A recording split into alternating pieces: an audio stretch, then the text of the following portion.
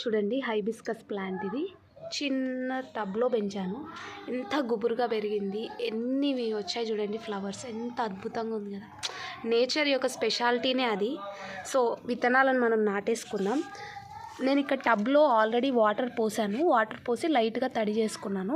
తర్వాత ఒక్కొక్క విత్తనం ఉంటుంది కదా, దాన్ని ఊరికే అలా ఒత్తేసేసి మరీ లోపలికి కాకుండా ఒక హాఫ్ లెంత్ ఇంచు లోపలికి నాటేసుకొని ఇలా క్లోజ్ చేసేసి ఇట్లా నాటి పెట్టుకుందాము. ఒక 5 విత్తనాలను నాటి చూస్తున్నాను ఎలా మొలుస్తాయి ఏంటి అనేది.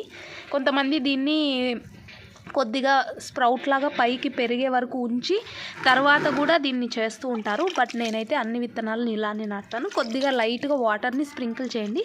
స్ప్రింక్లర్ ఉంటే దాంతో చేయండి, లాంటి ఇట్లా చేతితో అయినా కానీ చల్లేసి కొద్దిగా వదిలేయండి.